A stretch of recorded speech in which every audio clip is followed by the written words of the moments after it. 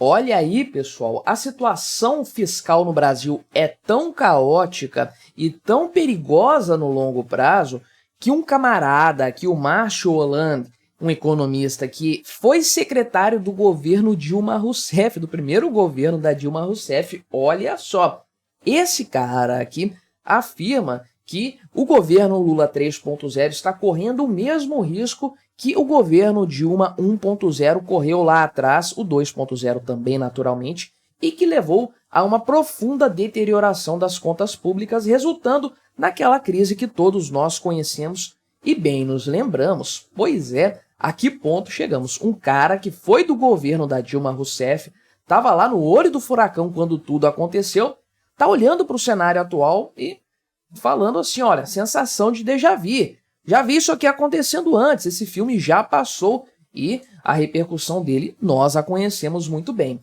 Vamos ver a análise desse senhor economista aqui, ver quais são os pontos que ele está apontando e, na prática, isso é algo que todos nós já percebemos de fato e de forma generalizada.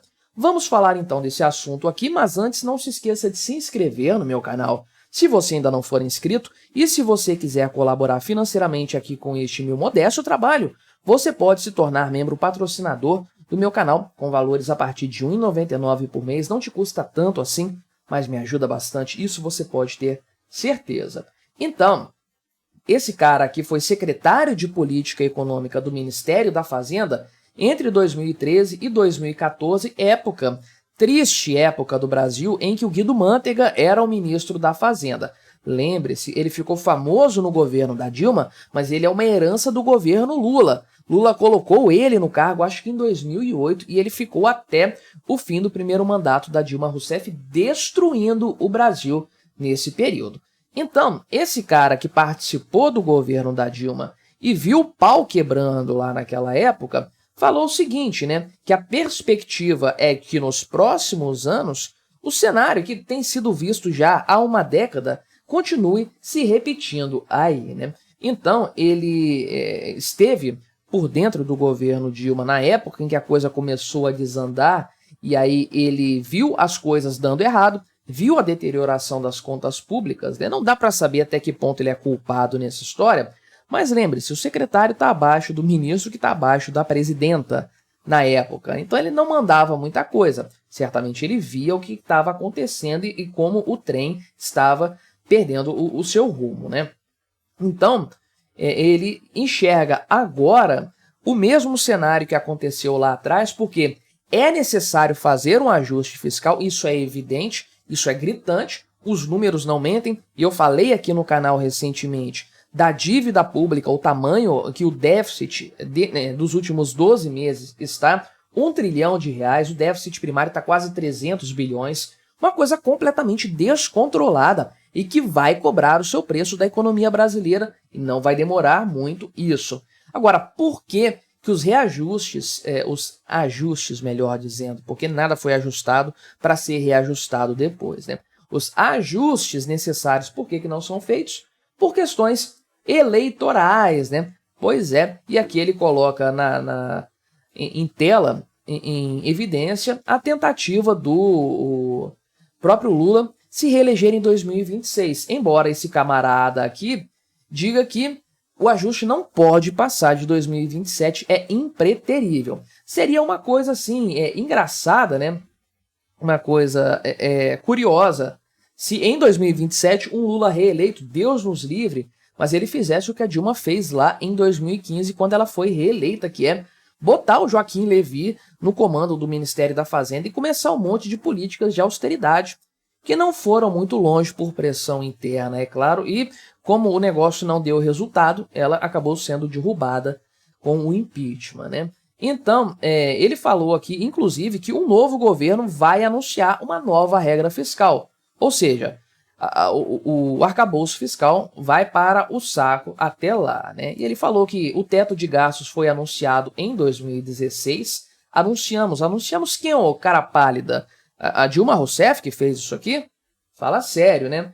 Mas então, ele cita aqui o governo do Bolsonaro, que fez 5 emendas constitucionais, esquece de citar que teve a pandemia no meio disso aí, e eu acho que uma dessas emendas aqui não é obra do Bolsonaro, é aquele presente, como é que é a PEC de transição, que entra ainda como governo Bolsonaro, mas não é obra do Bolsonaro, não é obra do Congresso Nacional, para dar um presentaço para o Lula para 2023, que o Lula usou como se não houvesse amanhã, por sinal, né?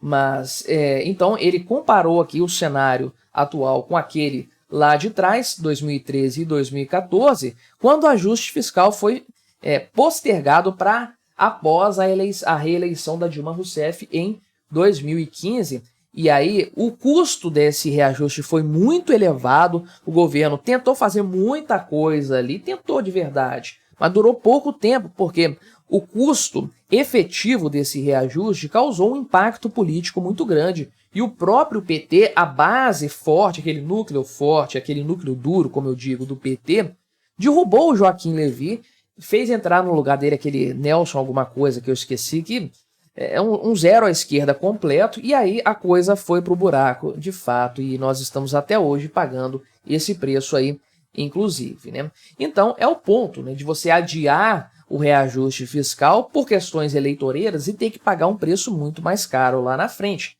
Se você não quer olhar o exemplo do Brasil lá de trás, porque tem que lembrar lá atrás, quase 10 anos do passado, olha o exemplo da Argentina.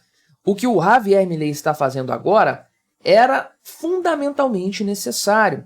Tinha que ser feito, mas tinha que ter sido feito há muito tempo. Talvez até lá na época do Maurício Macri. Ele deveria ter feito algo semelhante ao que o Javier Milei tem feito no momento. Maurício Macri foi muito mais tranquilo, manso, muito naquela coisa da transição pacífica, sem muitos sobressaltos, né?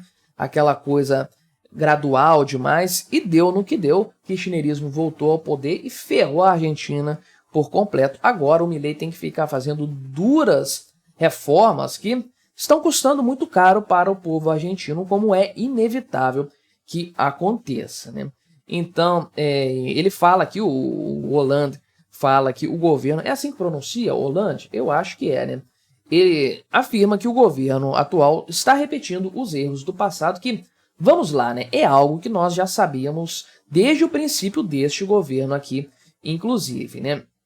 E ele fala que o Fernando Haddad é uma âncora importante no controle dos gastos públicos. E aqui vamos tratar desse ponto, né? Vamos fazer um parêntese para conversar sobre isso aqui. Será que procede? Será que é isso mesmo?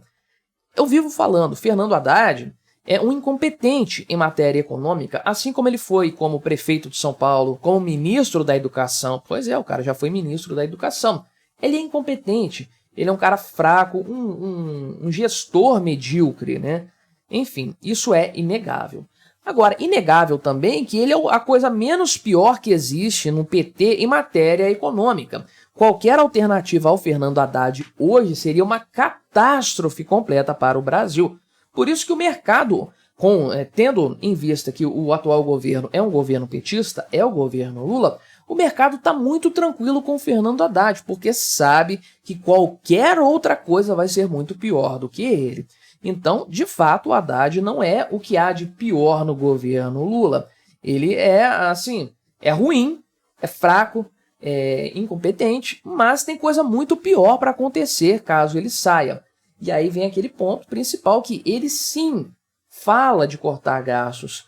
Ele leva isso ao presidente Lula sem dúvidas, assim como a própria Simone Tebet. Só que eles não conseguem fazer isso, não conseguem impor a sua vontade, obviamente, e também não querem bater muito de frente com o Lula, são subservientes. O Haddad é um poste do Lula, no final das contas, como nós bem o sabemos, né? Então, ele fala aqui que existe uma demora, sim, em abordar de forma mais ampla a questão fiscal. Então, essa agenda de gastos só começou a surgir agora, sendo que o problema já vem há muito tempo, inclusive, né? E o que foi proposto de ajuste fiscal no ano passado foi aumento de arrecadação, que aconteceu, e olha aí, como o governo não fez o dever de casa direitinho, não é suficiente. O déficit está elevadíssimo, embora o governo esteja batendo recordes seguidos de arrecadação. Por quê? Porque a questão dos gastos foi varrida para debaixo do tapete, agora começa a aparecer, mas de forma extremamente tímida, por sinal. E aí ele sentencia, governo Lula 3.0 é governo Dilma 1. O Lula dilmou por completo aí, né? Então, naquela época, desde 2012, já era necessário fazer um ajuste fiscal, que foi postergado até 2015, né? E aqui ele pontua, o Hollande, que o Haddad, né, teria que apresentar no arcabouço fiscal medidas de corte de gastos, coisa que não aconteceu, e para mim é o grande motivo pelo qual esse modelo fiscal, essa âncora fiscal aí, é fadada ao fracasso desde a sua concepção. Isso se torna cada vez mais claro, portanto, né? Então, é necessário aqui, então, fazer uma redução de gastos públicos, só que não há interesse político, não há esforço real para que isso aconteça, né? E aqui tem um problema previdenciário que vai ter que ser enfrentado em algum momento, e aí é outro parto, é outra disputa política muito complexa aí, e basicamente o que ele está falando é que se as coisas continuarem desta forma, nós vamos entrar em um desespero muito grande, a situação é desesperadora. Por quê? Porque estamos num ciclo de alta, de forma concomitante com aumento de gastos, né? Então, isso aí agrava o cenário econômico, porque como é que você reduz os juros nesse cenário, com aumento, com expansão fiscal? Realmente, isso aí não vai ser um casamento muito favorável aí, né? Então, e ele cita aqui, falando sobre a questão do PIB, né, que esse aumento fajuto do PIB nada mais é do que o Brasil tentando se equilibrar na beira do abismo. Eu acho que essa aqui é uma boa definição a esse respeito, né? Agora, se você quiser ver outro vídeo meu falando sobre a questão fiscal no Brasil, como ela está deteriorada, vou deixar esta recomendação aqui do lado. Você pode clicar para assistir depois deste vídeo aqui. Não se esqueça de se inscrever no meu canal se você ainda não for inscrito e até a próxima.